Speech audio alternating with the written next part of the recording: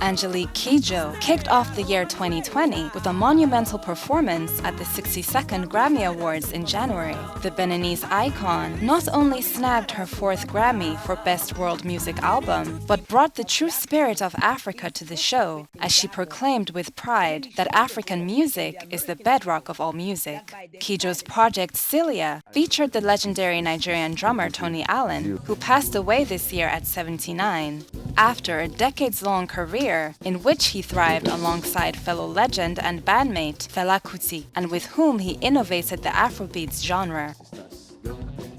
In the African tradition of honoring our elders, let's take a moment to recognize the passing of a few other musical legends in 2020. Manu Dibango, the Cameroonian Afro jazz star best known for his 1972 hit Soul Makossa, was one of the world's first celebrities to pass away from COVID-19 at 86. Revered as a pioneer of traditional Ivorian music, Ala Thérèse was loved and mourned across the country following her passing at the age of 70.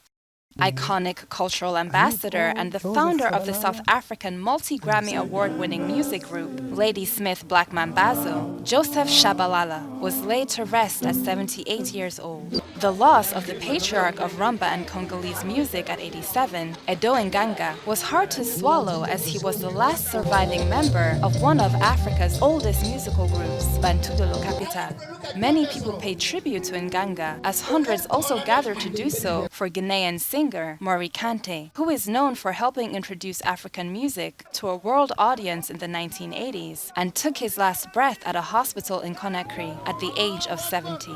Another precious soul lost to health issues at just 43 years old was African-American Black Panther star Chadwick Boseman, whose image symbolized a revival of the cultural reconnection between Africa and Afro-descendants in the diaspora, a feat Senegalese hip-hop artist Akon is undertaking as he announced in September that his futuristic Pan-African project near Senegal's capital, Akon City, was officially underway, a Wakanda-likened utopia to serve as home to Afro people in the diaspora, marginalized by racism abroad. Somalia also made a move to culturally reinforce its lands, as the East African nation signed in February an education and heritage support deal with UNESCO, aimed at strengthening efforts to preserve the country's culture and history, as well as improve its educational sector. In alignment, the reopening of the refurbished Mogadishu National Theatre this year also coincided with the country's 60th year of independence celebration.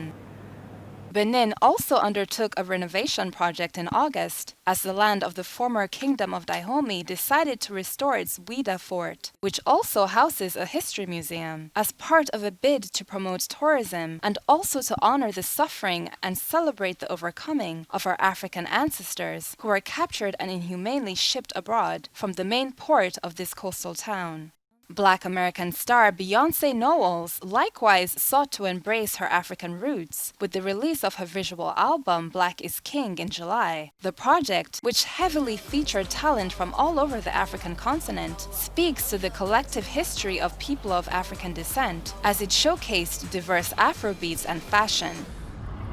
An industry revolutionized in May by Anifa Mwemba, the Congolese high fashion designer who held the world's first ever virtual 3D fashion show via Instagram Live, a history-making event which showcased the Pink Label Congo series from her Hanifa collection, catering to the natural curves of a woman's physique. Similarly, in Sudan, another bold fashion statement was made by local designers who organized a series of mixed-gender fashion shows in upmarket Khartoum hotels in November to present their new lines, a move that would have been almost unthinkable under ousted President Omar al-Bashir's regime. No stylish outfits necessary for many on lockdown in light of the COVID-19 pandemic, which saw a climb in book reading. Good news for writers like Cameroon's Jaili Amadou Amal, who won this year's prestigious French literary award Goncourt des Lycéens for her novel Les Impatientes, inspired by her personal experiences in a South Sahel patriarchal society. And also for internationally renowned Nigerian author Chimamanda Ngozi Adichie, whose novel Half of a Yellow Sun, set during the Biafra Civil War, was voted the best book to have won the Women's Prize for Fiction in its 25-year history.